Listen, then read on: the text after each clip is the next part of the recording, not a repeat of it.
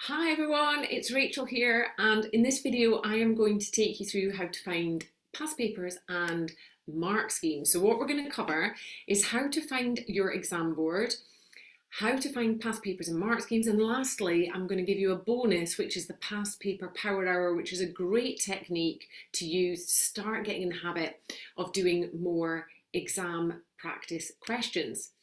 So firstly, how do you find your exam board? So the big thing here is ask your teacher. They will tell you, they will obviously know, and I'm going to tell you what the main exam boards are so that you can understand the differences between them, because it's not like every school uses the same exam board. You might well find that your school does that. If they do, great, but you might also find that within your school you have maybe 3 or even 4 different exam boards that are used within your school. So let me talk you through them. AQA, this is by far the biggest one. It only ever gets called AQA.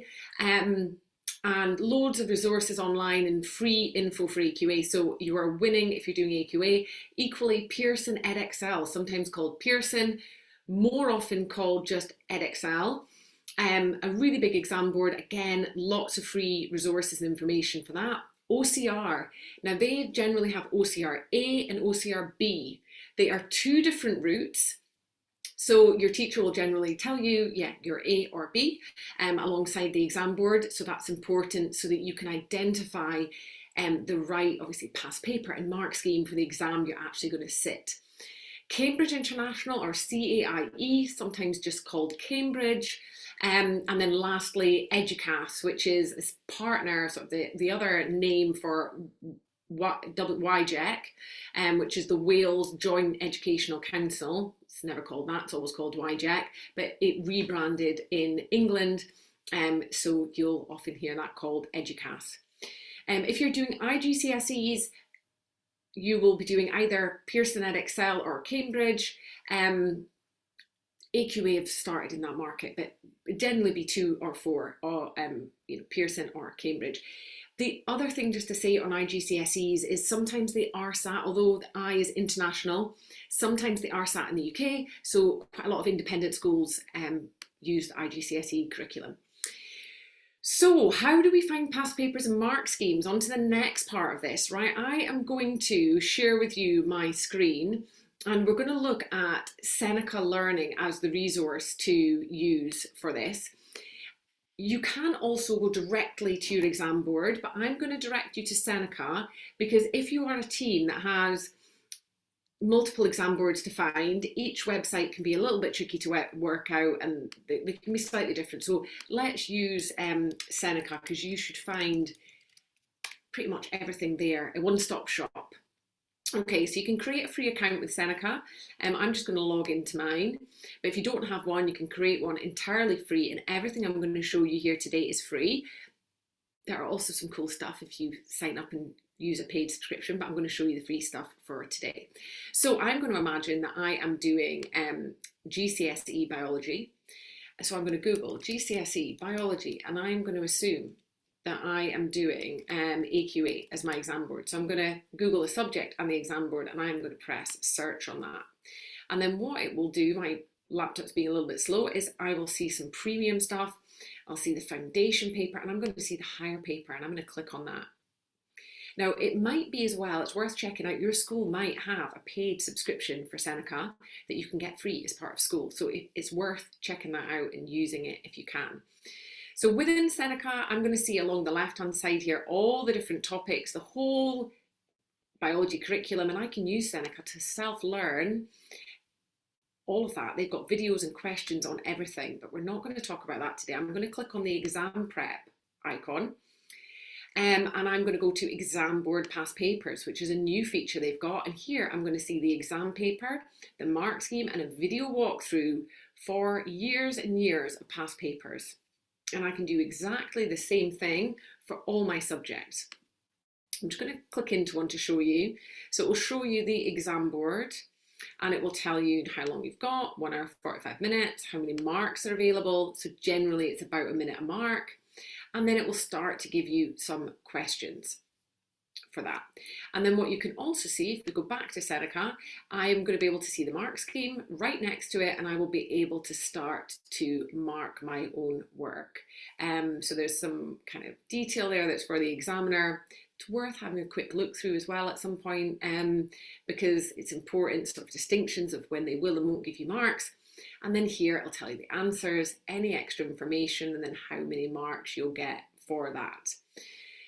So I am going to stop share at this point for Seneca. I can do exactly the same for A-Level. I would just follow exactly the same way. For A-Level, there's often not video walkthroughs, sadly, but the past papers and mark schemes are there, and you can find it for all your different exam boards.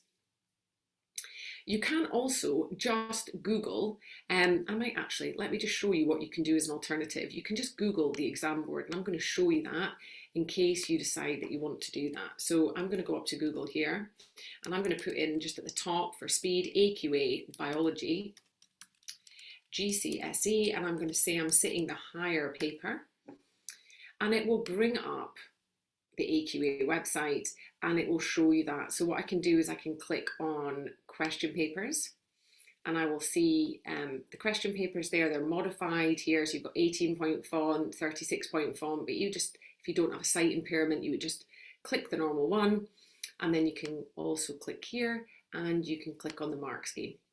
So you can also go to the exam websites directly and access your past papers there. And particularly if you're an A-level student, Seneca won't do every single A-level. So for example, you might be studying philosophy. You won't find the philosophy course on Seneca because it's quite niche. You would just go directly to your exam board to find that. So hopefully that's helpful. Obviously, if you've got any questions on any of this, drop me a message afterwards. I'm going to leave you though with a bonus technique called the Past Paper Power Hour. And the reason why this technique is so helpful is I think there are two main things that stand in students' way from doing more past paper questions. And one of the reasons is they say to me, they're just too hard, okay? And this technique can really help with that to make it easier. And the second thing that they'll say to me is it takes too long. So what I want to do is make it easier for you to start making past paper questions part of your routine. And this past paper power hour can be a really useful technique. So step one is that you would choose a past paper question. So you could Google your subject, exam board and level, and you could go and print out a past paper and choose some questions on a topic that you have studied. Now in Seneca, what you'll also have seen is you can do some exam prep, and you can create your own past paper in Seneca as well, just by clicking certain topics. And that can work too. So you're just doing past paper questions on a topic you've studied.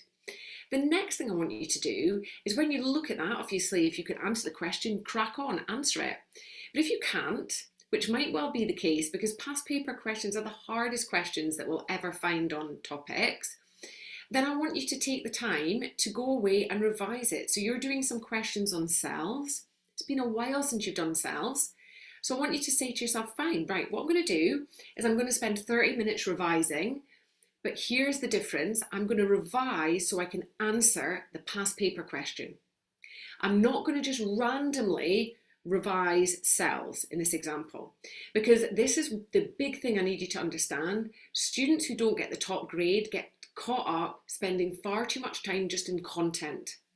They're forever, I'll just learn the content, I'll learn more of the content. And what's really important is we need to recognize and see exams as a game. They're a game that we can learn, but in order to optimize for the game, we need to play the game.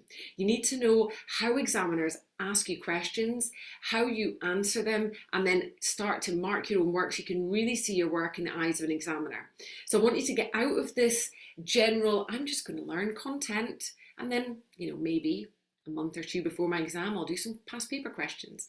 I'd love you to start making past paper questions part of your routine. As you learn a topic, do some past exam questions on that topic. And if you've forgotten it, allow yourself the time to go away, revise it, as we've talked about in this step.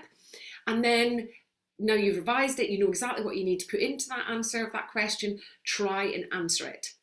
And this is really important. I don't want you to answer it looking at the mark scheme. And this is another big mistake that some students make, is they get really familiar with having the paper and having the mark scheme, and they look at the mark scheme as they do the questions. Please don't do that, because it's so easy for us to think, yeah, I was going to put that. And you probably weren't, okay? So I want you to have a go answering it. And then step 4 is spend some time marking it. So you can do that. You've learned the content, you're going to answer it, and then look at the mark scheme. And then the last step in this is to get feedback from your teacher, or if you have a tutor, you can get feedback from your tutor. For most students, it will be your teacher. And just ask them, like, what do you think of this answer? This is what I think. I looked at the mark scheme and I think that I would have got the mark for that, or I'm not sure I would have got the mark for that. And because some mark schemes, they're not written for students, they are written for examiners. And sometimes you might just think, I don't really understand that. I don't know, would I got it? Wouldn't I have got it? What does that mean? And then that is the next stage where you can then ask your teacher, what should that have looked like?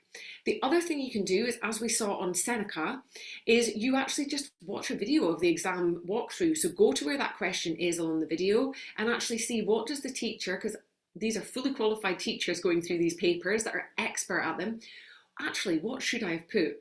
And if Seneca doesn't have a video walkthrough, so for a lot of A-level subjects, you won't see a video walkthrough, you will be able to go onto YouTube or go into Google and just Google a video walkthrough of that past paper for your subject in your exam board. And a lot of the time you will also find a video walkthrough, and that can be so helpful because, again, it helps us to be independent. We're not relying on our teacher to give us time. We're not sort of feeling that sometimes if they're busy, we're asking for that extra time, or we don't know how to position it, or our teacher maybe isn't open to answering things. We can be independent, and that's what we want to do as much as possible. But what I would say, to put your mind at ease, most teachers, the vast majority, love the fact that you've been doing some extra independent learning, you're trying your best to get good at this, and in my experience, most teachers are really open to giving you feedback and really helping you to optimise for the exam. And the reason, lastly, that this is so important, and I want to hammer home this point, that I really want you to start doing more exam practice, is because of this thing I call the 1% principle. Now, in the 1% principle, if we think of a GCSE or A-level curriculum course, and imagining you're at school 9 till 3, 5 days a week, and you do that 39 weeks a year for 2 years, because these are very long courses, you will be studying that course for more than 2,000 hours. You will be at school studying your GCSEs and A-levels. But if you look at how many hours you spend in exams, in A-levels, it's very little. If you're studying 3 A-levels, probably about 18 hours. And at GCSE, if you're studying 10, you'd be about 40 hours. And actually, for a lot of people, you'd be less than that. And that's about 1% of your overall time. And when we look at how we gain results, for the vast majority of subjects since 2017, when they redid and relooked at the curriculum, they had this big push away from coursework. So in the last sort of 7 years, it's been pretty much, it's all down to your exam, with the exception of things like drama or art, or for some A-levels, you've got a little bit of coursework that might account for about 20% of your grade. For the vast majority of subjects, all that counts is what happens in that exam. So therefore, out of all this time that you spend, all that matters is this tiny little time where you're in an exam. And if you look at that in a pie chart, it's about 1% of your time is spent in the exam, but it counts for everything. So you must, if you want to get the best grades, you need to work smart, optimize for what happens in that exam. There are sadly no marks for beautifully written notes, amazing titles, having everything in rainbow coloured order.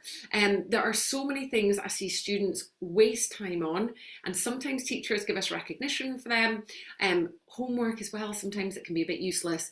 But what I want you to really focus on is the high value activity that's going to give you the biggest reward in the time you invest, and that is spending time practicing exam style questions. So I hope this has been helpful for you.